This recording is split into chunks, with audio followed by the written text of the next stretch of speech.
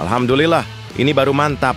Tiba-tiba saja legenda Malaysia Safi Sali membela Erick Thohir selaku Ketua Umum PSSI terkait tuduhan FAM bahwa pertandingan Ciki ASEAN All-Star versus Manchester United batal gara-gara Erick Thohir. Dia bahkan menuntut FAM untuk melakukan konferensi pers dan memohon maaf kepada Erick Thohir terkait isu tersebut. Simak semua fakta lengkapnya hingga selesai.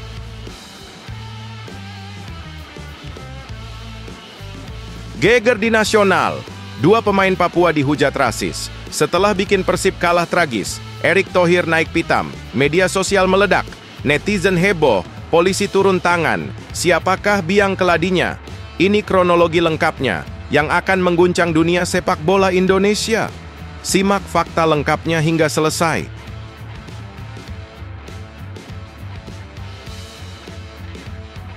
Wow, Shin Tae-yong akhirnya buka suara dari Korea, mantan pelatih Timnas Indonesia. Ini ungkap ramalan, mengejutkan di tengah ketegangan kualifikasi Piala Dunia 2026. Apa yang ia katakan bisa bikin geger satu negara, bahkan menyulut polemik hebat di tengah harapan tipis Garuda. Simak kata-kata terselubungnya yang diduga sindiran halus dan prediksi panas masa depan tim merah putih, dan tonton semuanya hingga selesai. Serta beberapa berita Timnas Indonesia hari ini. Selengkapnya hanya di Zona Timnas Indonesia.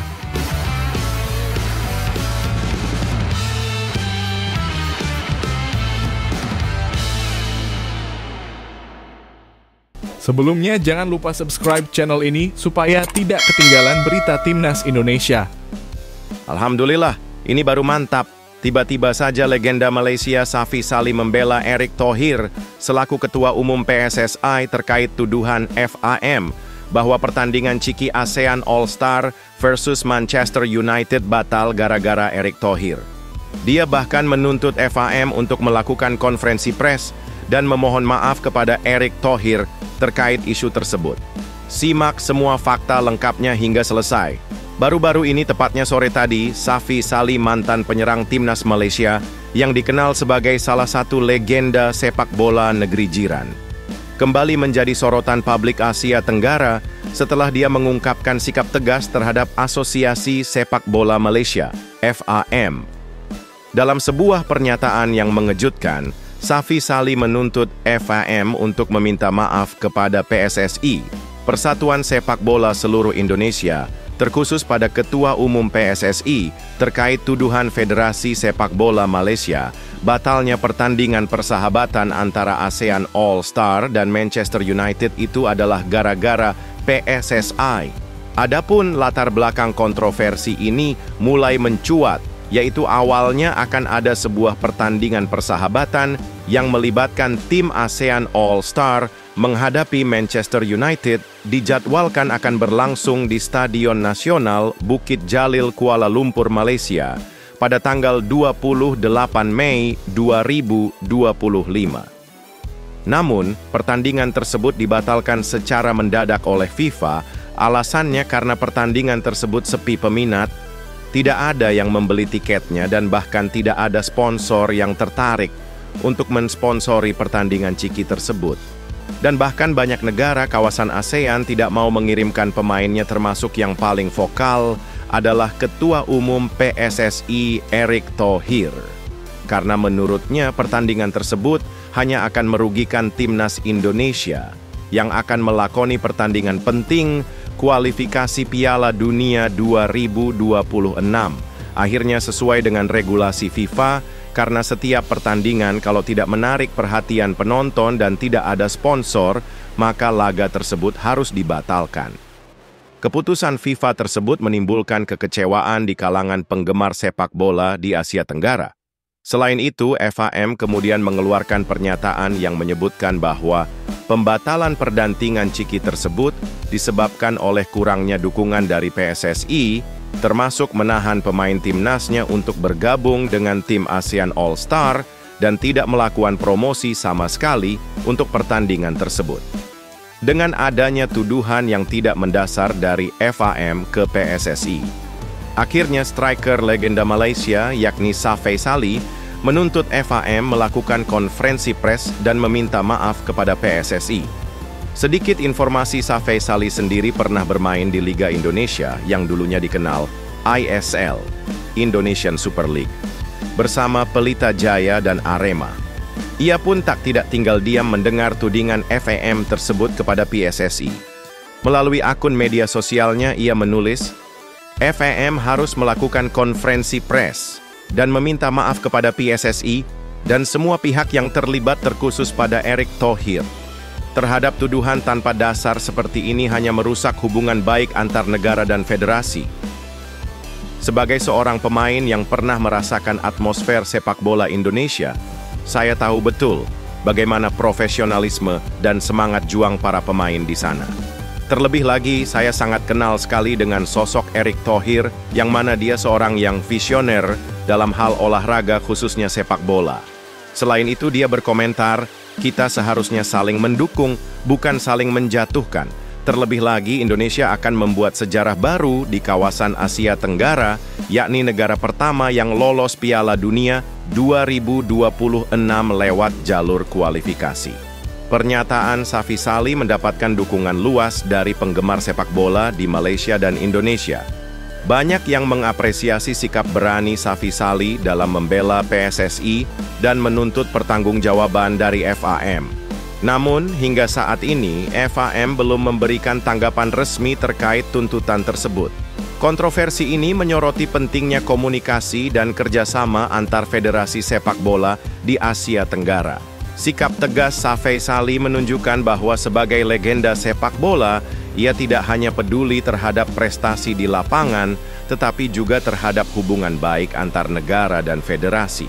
Semoga kejadian ini menjadi pelajaran bagi semua pihak untuk lebih berhati-hati dalam mengeluarkan pernyataan dan selalu mengutamakan sportivitas serta profesionalisme dalam setiap langkah yang diambil. Bagaimanakah pendapat kalian dengan pernyataan Safei Sali? Apakah kalian setuju dengan pernyataannya? Apabila setuju, tulis di kolom komentar setuju dengan Safei Sali dan berikan argumen kalian. Dan mohon untuk like video ini dan jangan lupa subscribe channel ini agar tidak ketinggalan berita seputar Timnas Indonesia yang terupdate.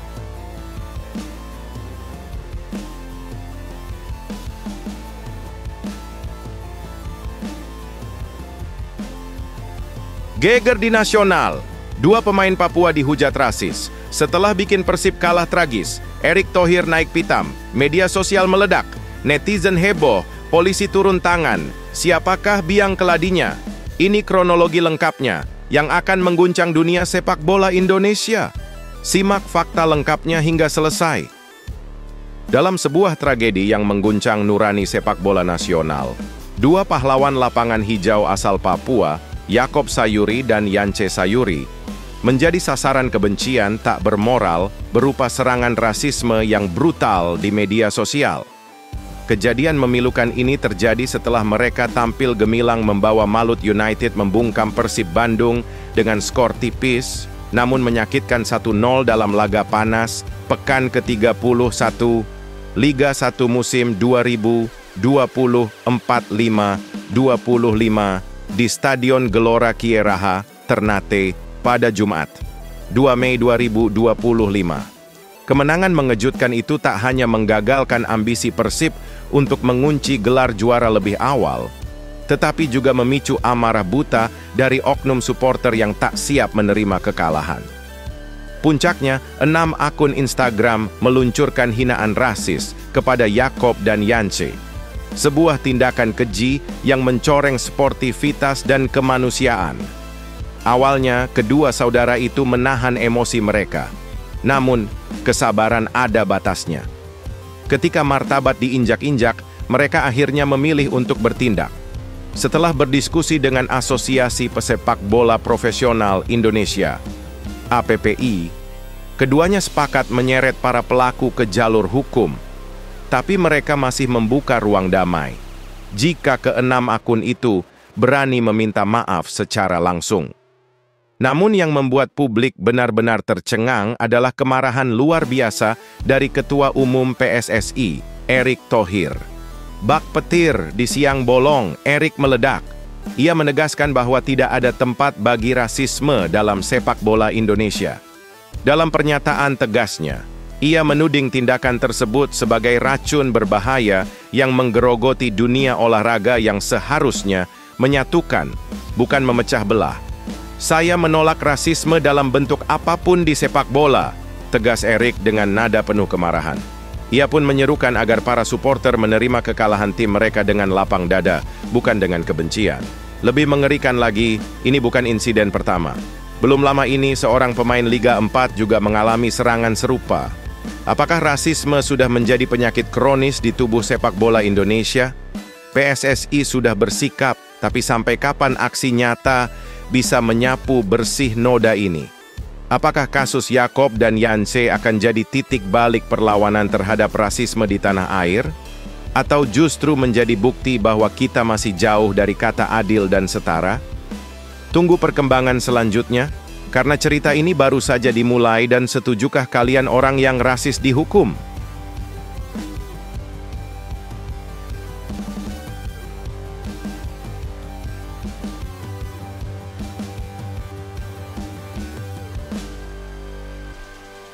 Wow, Shin Tae-yong akhirnya buka suara dari Korea, mantan pelatih Timnas Indonesia.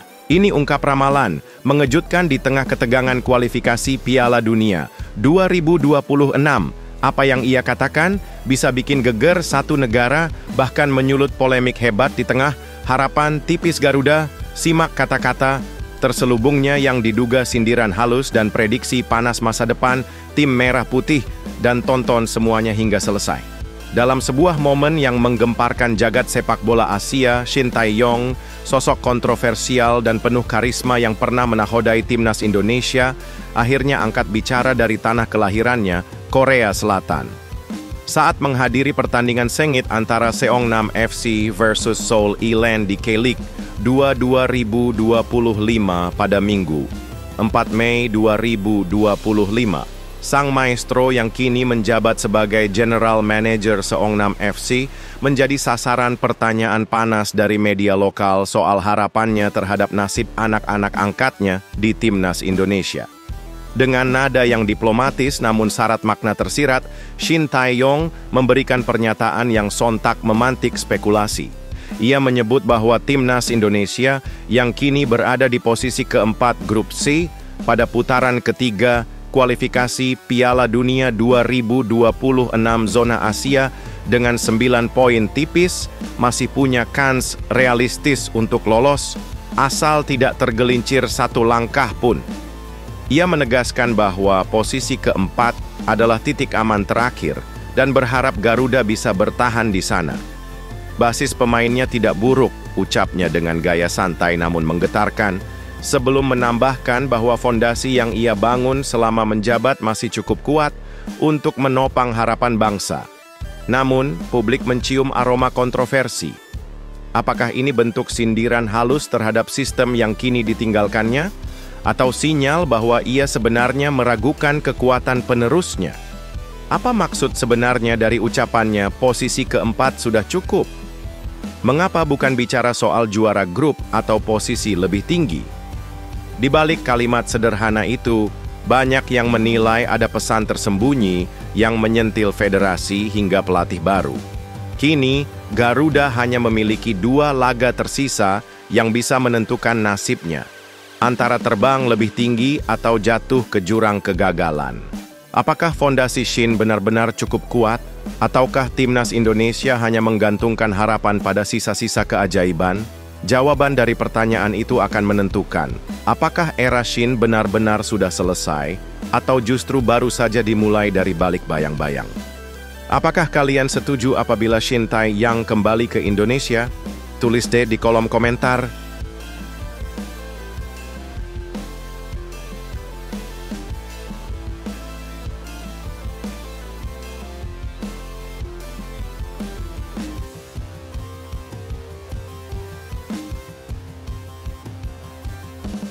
Wow, mendadak gemparkan Asia Tenggara. Pelatih Manchester United menolak bertanding dengan ASEAN All-Star. Dan yang mengejutkan, pelatih Manchester United lebih memilih bertanding uji coba dengan timnas Indonesia. Dikarenakan pihak Manchester United menganggap timnas Indonesia lebih menantang dan lebih berkualitas dibandingkan dengan skuad tim ASEAN All-Star. Benarkah demikian? Simak fakta lengkapnya hingga selesai.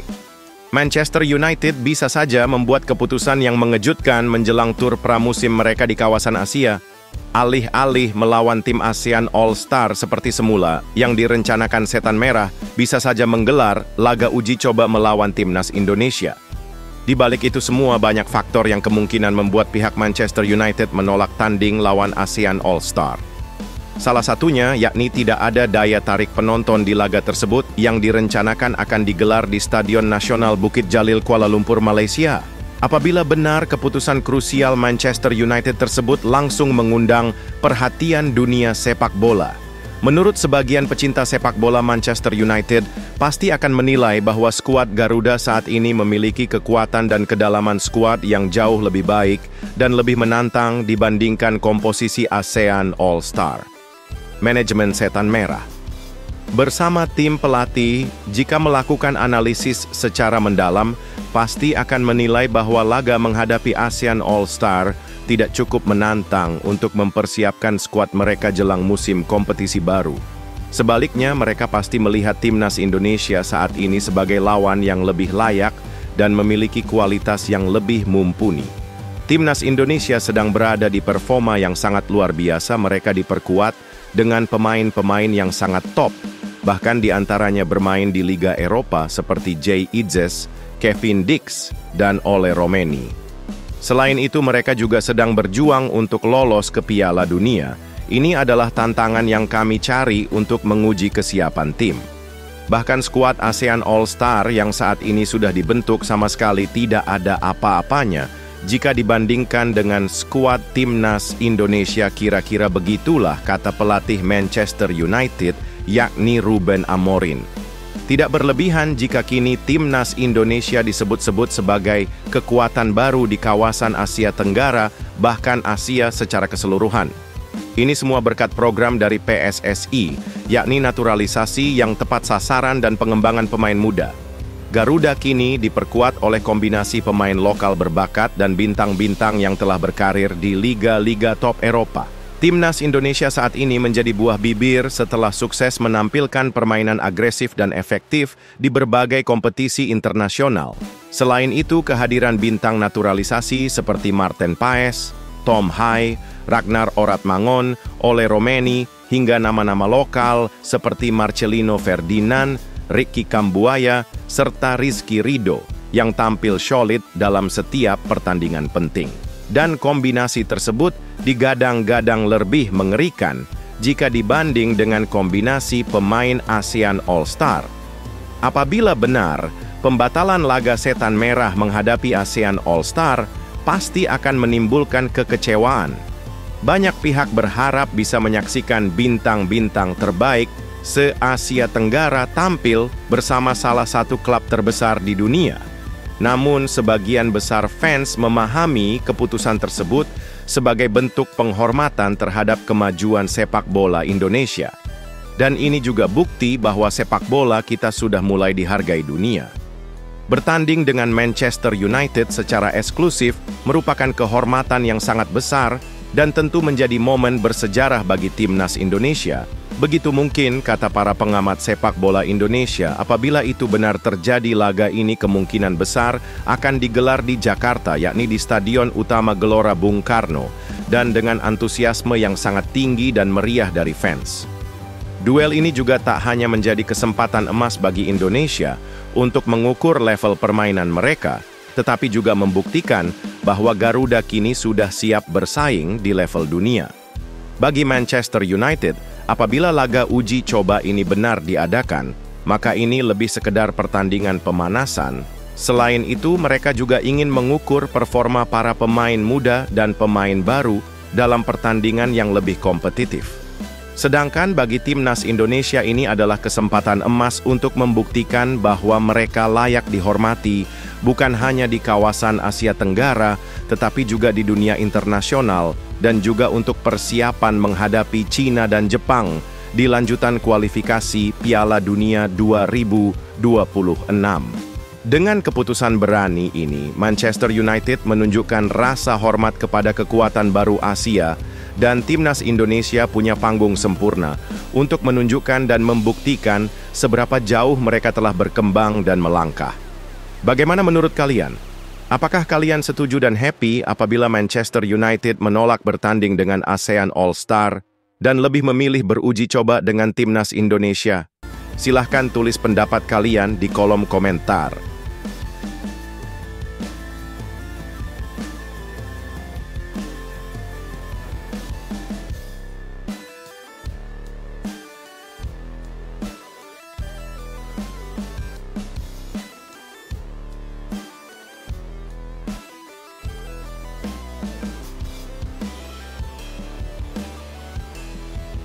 Dunia sepak bola akan geger. Tawaran menggiurkan dari AFC. Siapa yang berani jadi tuan rumah kualifikasi Piala Dunia 2026 putaran keempat? China tampil percaya diri. Meski di ujung tanduk, sementara Indonesia masih ragu. Padahal peluangnya lebih besar. Ada aroma panas persaingan Asia, negara-negara Timur Tengah juga tak mau kalah bersaing. Siapa yang akan menang? Jadi tuan rumah, simak bocoran eksklusifnya di sini. Dalam sebuah manuver luar biasa yang bisa mengguncang peta kekuatan sepak bola Asia, Konfederasi Sepak Bola Asia, AFC, secara resmi membuka pintu bagi negara-negara anggotanya untuk berebut kesempatan emas menjadi tuan rumah kualifikasi Piala Dunia 2026. Putaran keempat yang dijadwalkan berlangsung pada Oktober 2025. Momen ini ibarat panggilan suci bagi negara-negara sepak bola Asia untuk menunjukkan eksistensi dan dominasi mereka di pentas dunia. Kabar paling mencengangkan datang dari China, negara raksasa Asia yang meski sedang terseok-seok di dasar klasemen grup C, dengan penuh kepercayaan diri menyiapkan beberapa kotanya untuk menyambut laga panas ini. Seolah tak peduli dengan performa mereka saat ini, negeri tirai bambu menunjukkan ambisi setinggi langit, berharap bisa mendapatkan keuntungan kandang jika berhasil lolos ke babak ini. Semua ini dilaporkan oleh media kenamaan Titan Sports, yang memberi sinyal bahwa China benar-benar serius menatap peluang tersebut. Namun di balik semua hiruk-pikuk itu, sorotan tajam tertuju kepada Indonesia. Tim Garuda yang secara matematis punya peluang lebih besar dibandingkan China untuk menjejak putaran keempat, masih terlihat malu-malu untuk maju sebagai tuan rumah. Padahal tinggal 2 laga lagi yang harus dilalui, dan Indonesia kini berada di posisi keempat klasemen sementara. Bila lolos, kesempatan mencatat sejarah dan memperkuat posisi mereka di kancah sepak bola internasional sangat terbuka lebar. Batas akhir pendaftaran sebagai tuan rumah jatuh pada 6 Mei 2025 dan persaingan menjadi semakin mendebarkan karena ada juga nama-nama besar lain seperti Arab Saudi, Qatar, dan Uni Emirat Arab, negara-negara kaya pengalaman menggelar turnamen bergengsi FIFA. Mereka saat ini berada di posisi ideal dan bisa saja mengamankan status tuan rumah jika aturan dari Wikipedia yang menyebut 2 tim teratas putaran ketiga jadi tuan rumah benar diberlakukan. Putaran keempat sendiri akan diikuti oleh 6 tim terbaik dari putaran ketiga, dibagi menjadi 2 grup berisi 3 tim yang akan bertanding di venue terpusat dalam format 3 matchday pada tanggal 8, 11, dan 14 Oktober 2025. Pemenang grup akan langsung melaju ke putaran final Piala Dunia 2026, sedangkan runner-up harus berjibaku lagi di putaran kelima, dan yang berada di dasar klasemen harus mengubur mimpi mereka. Dengan waktu yang kian mendekat dan ketegangan yang mulai membuncah, dunia sepak bola Asia bersiap menyambut salah satu fase paling menegangkan dalam sejarah kualifikasi. Siapakah yang akan terpilih? Apakah kejutan besar akan datang dari Asia Tenggara? Atau negara-negara Arab kembali mengunci dominasi mereka? Berikan komentar kalian.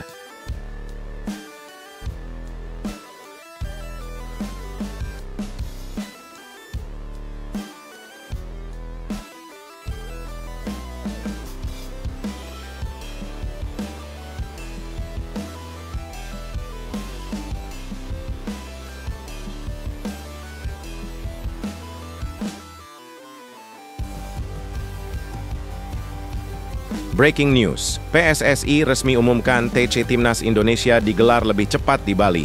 Persiapan menggetarkan jelang duel hidup mati kontra Cina dan Jepang. TC ini bisa jadi kunci menuju Piala Dunia 2026. Semua pemain bintang dipastikan hadir. Jordi Amat, Maarten Paes, hingga armada Garuda dari Liga Eropa dan Amerika bersatu di Tanah Dewata. Apakah ini momen bangkitnya sepak bola Indonesia ke panggung dunia? Simak fakta lengkapnya. Tanah Dewata akan kembali bergetar. Ketua Umum PSSI, Erick Thohir, mengumumkan keputusan strategis yang bisa mengubah takdir. Timnas Indonesia bakal memulai pemusatan latihan, TC. Super penting di Bali pada 26 Mei 2025 sebagai persiapan menghadapi dua laga penentu nasib melawan Cina dan Jepang di kualifikasi Piala Dunia 2026. Ini bukan sekadar TC biasa, ini adalah misi penyelamatan, kebangkitan, dan penentuan takdir Garuda di panggung sepak bola dunia. Di bawah kepemimpinan pelatih penuh karisma, Patrick Kluivert, skuad Merah Putih akan mengasah kekuatan di markas Bali United Training Center, Gianyar, tempat yang dulu juga jadi saksi bisu perjuangan Garuda sebelum terbang ke ASEAN Cup 2024. Pemusatan latihan ini bakal jadi momen krusial 1 minggu penuh intensitas tinggi sebelum duel panas kontra Cina di Stadion Utama Gelora Bung Karno, Jakarta pada 5 Juni dan laga epik melawan Jepang di Stadion Panasonic Suita pada 10 Juni. Misi ini bukan main-main. Indonesia bisa lolos langsung ke Piala Dunia 2026 jika mampu mengalahkan Cina dan Jepang secara beruntun, ditambah berharap Australia dan Arab Saudi tergelincir di laga-laga terakhir. Tapi jika tidak, jalur keputaran keempat masih terbuka sangat lebar. Karena saat ini Indonesia unggul 3 poin dari Bahrain dan Cina yang sedang terdampar di dasar klasemen. Seluruh pemain top tanah air, dari Jordi Amat yang sudah menyelesaikan liga di Malaysia, hingga pemain-pemain Liga 1 dan Eropa, dipastikan siap bergabung dalam pemusatan latihan ini. Liga 1 sendiri rampung tepat sehari sebelum TC dimulai, sementara pemain-pemain dari Eropa juga telah menyelesaikan musimnya. Maarten Paes dari Liga Amerika mungkin akan menyusul karena kompetisi di sana masih berjalan, namun semangat Garuda tetap membara tanpa henti. Kini, semua mata tertuju ke Bali. Tempat latihan berubah menjadi tempat penentuan nasib bangsa. Apakah Garuda akan terbang tinggi ke langit Piala Dunia 2026? Atau akan terpuruk oleh tekanan laga-laga berat? Yang pasti, TC kali ini bukan cuma soal latihan, tapi soal perjuangan, harapan, dan sejarah. Berikan komentar kalian.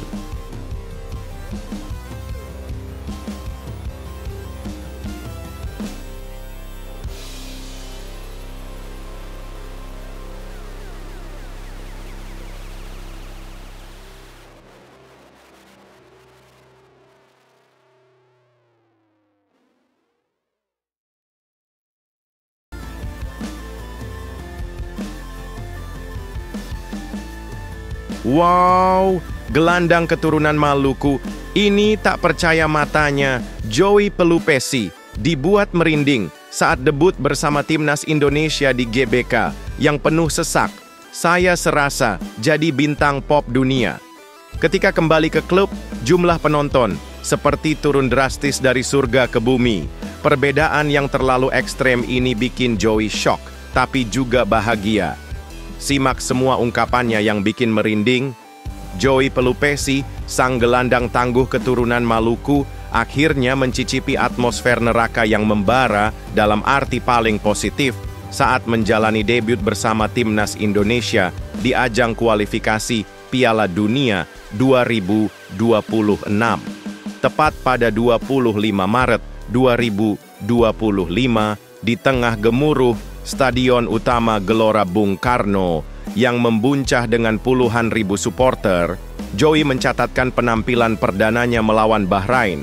Dan bukan hanya tampil, ia sukses membawa skuad Garuda meraih kemenangan dramatis 1-0. Namun, kemenangan itu bukan satu-satunya hal yang membuat momen debutnya terasa magis. Saat pertama kali melangkahkan kaki ke lapangan, Joey merasa seperti sedang manggung di konser internasional. Begitu luar biasa aura dan energi dari 77.000 lebih pasang mata yang bersatu mendukung merah putih. "Saya serasa jadi bintang pop," ungkapnya dengan mata berbinar. Bahkan sebelum pertandingan dimulai, tribun sudah dibanjiri lebih dari 40.000 orang. Ini bukan sekadar pertandingan, ini adalah perayaan cinta supporter terhadap sepak bola nasional. Setelah mencicipi euforia tiada tanding itu, Joey kembali ke rutinitas klubnya di Belgia, Lommel SK, dan langsung merasakan jet lag emosional yang tak main-main. Dari panggung megah GBK yang bergemuruh, ia kembali ke Stadion Sovereign Stadion yang hanya mampu menampung sekitar 3.000 penonton saja. Ibarat dari konser stadion dunia ke pentas akustik kecil. Kontras sekali ya, rasanya seperti dari langit turun ke bumi, kelakarnya. Meski begitu, Joey tetap menunjukkan mental juara. Ia mengaku menikmati setiap detik, baik di tengah sorak-sorai puluhan ribu maupun dalam kesunyian stadion kecil. Bagi Joey, sepak bola adalah cinta dan panggilan hati, tak peduli seberapa besar panggungnya. "Saya penggemar sepak bola sejati. Ini seperti menjalani dua dunia yang berbeda, tapi sama-sama punya keistimewaan tersendiri."